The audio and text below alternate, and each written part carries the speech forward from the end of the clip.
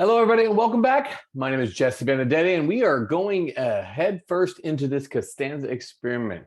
Welcome to the beginning of another glorious week into this new year. We're going to be talking a little bit, I just want to talk a little bit about today about acting as if, as you can see up there.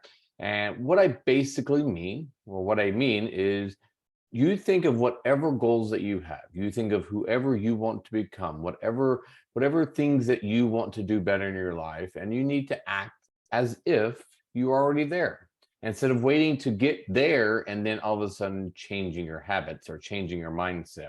Let me explain a little bit about this and where this comes from in my life.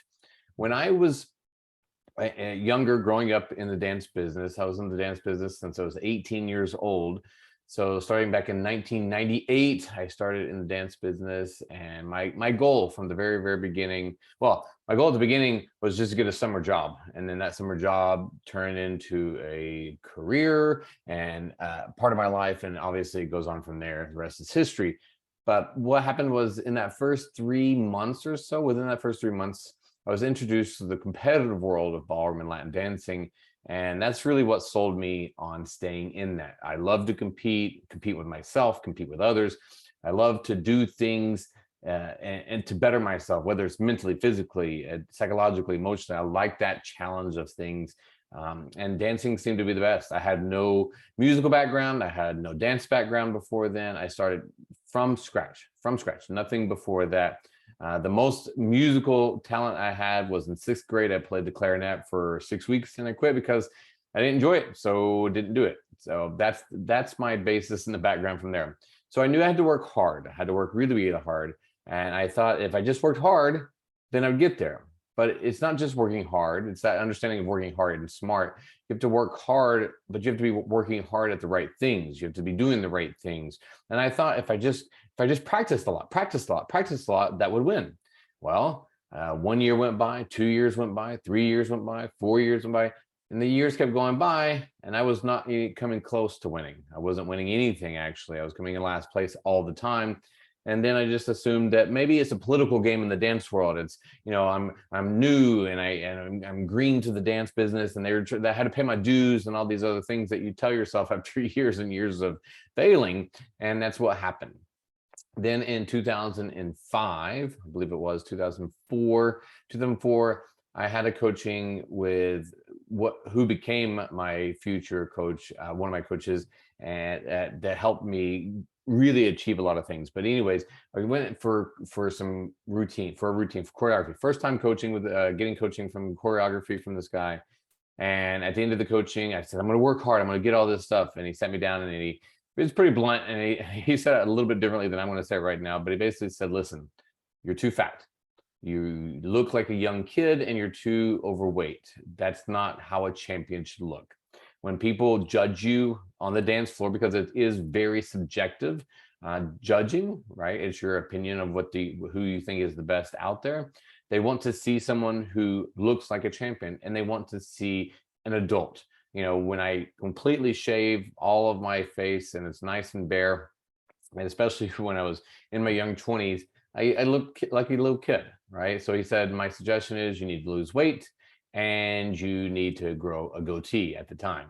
And that's exactly what I did. I took all of that knowledge, because what I was doing, that was my Costanza experiment. I was doing years and years of what I thought was the right thing. It was going nowhere. So I said, fine, I'll do whatever he tells me, because I'm not getting where I need to go. He's been where I want to go. And he told me something very important. He said, you must act always as if you are already in that position, because when that position happens, it's too late to get ready for it. And more than likely, you won't be ready for it ever if you're waiting to get ready for something. And that really makes a lot of sense to me and a lot of things that I've done in my life, that you have to act as if that person already exists, that you are that person. So when I'm trying to lose weight, I act as a person that would already be in that position would act. So when I'm making my decisions, I'm not making my decisions as somebody that's not happy with their weight right now. I'm making my decisions as, what would this person do if I was in that position at that time? I did this as a dancer. I did this. I acted. I did all the way to the point of making my bed in the morning, because that's what a champion would do. I would eat like a champion, like real champions. Not I would get up and have Wheaties or, a box of donuts and say, that's how champions eat. No, I really took it serious when he told me that I needed to act like a champion would act. I carried myself differently. I thought of myself differently. I identified differently as a person, as myself, as already going to be that champion. Now, I didn't walk around and tell people I'm the champion, and have all this arrogance and all of these things. But in my mind, I already acted that way. So that negativity that wasn't coming out anymore. I wasn't berating myself and telling, you're too fat, you can't do this, start getting back to the gym, go back to the gym, you fat. So, I didn't say these things that I was saying to myself before. Those are habits that is very, very old school training that happened in my sports growing up, growing up in the sports and recreational sports, high school sports. That was always the go-to. Really be hard on the person, be hard. What does that do? It just makes you stop. It makes you want to rebel, actually, and it makes you want to not do it. It's not pleasant. It's not a pleasant experience. And if this is something that you're going to do for the rest of your life, or it's going to be a long journey that you're going to be on, you should want it to be pleasant. You can start having to act as if you are already in that position, not acting, full of self-hate, and not acting full of the negative comments and the toxicity that comes along with that. If you want to be something, or you want to be a different version of yourself, or a more advanced 2.0, 3.0, 40.0 version of yourself, then you have to start acting like that right now. The negative talk has to stop. You can speak facts, and you can speak positive stuff, or just speak nothing, right? It's what our parents used to say: if you can't say anything positive, don't say anything at all. It's super important right now. So what is it that you want? What is it that you want to become? Who in your goals that you're shooting for when you're working out, what are you shooting for? That's who you have to be when you're doing it. You can't wait till you get there. It's the same thing that I hear a lot of members and a lot of clients that I've had in the past. I gotta wait till I get in better shape before I can work out. I'm not sure how that makes sense, because that's what working out does, is get you in better shape. So what are you going to do to get you in better shape? You're just going to start eating less. You're going to start starving yourself. You're going to start treating this whole process from the very, very beginning and putting it in a negative world. And if that's the case, then you might as well just give up right then, because it's going to happen, and you're going to keep on repeating that cycle, and you're going to repeat that cycle. And if you've repeated these cycles before, you know what I'm talking about. You have to act as if you're already in that position. How would the person act that dropped the 30 pounds that you want to drop? How would the person act if they were stronger than the strength that you want to get to? If you had the health that you're looking for, if you're fitting in the jeans that you wanted, if you wanted to fit in a bathing suit, how would that person act? Not how would you act now and feel sorry for yourself that you're not good enough, you're not that. All of that's doing is just making people, you're trying to get people to feel sorry for you, and you're trying to get some sympathy. And I understand. I've done it. I'm not saying anything I haven't done before. I've been in my pity parties time and time again, and I'll probably be in some more. I'm not saying that I'm perfect. I'm just saying that I've learned over the years what does work and what does not work, and what works maybe instantly and then falls off. I've gone through a lot of stuff. I'm sure you have too, but you have to act as if you're already there. Don't call yourself lazy. Don't call yourself fat. Don't call yourself or identify as somebody that's a failure. Don't do these things.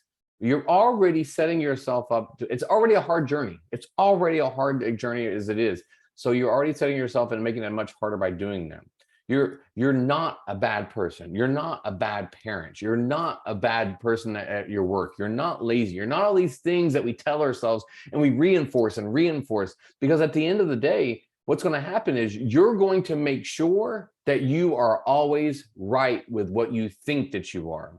So if you think that you're a failure, you will create self-sabotage. If you think that you are lazy, you will find ways to make shortcuts to be lazy. If you think that you are fat and that's how you identify, then you will live that life of a person that does that.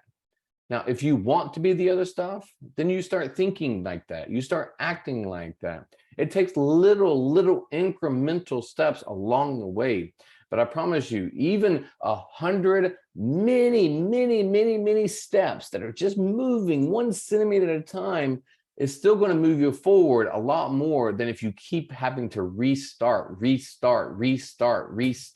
because you've talked yourself down over and over and over again. So I'm going to continue to try to act.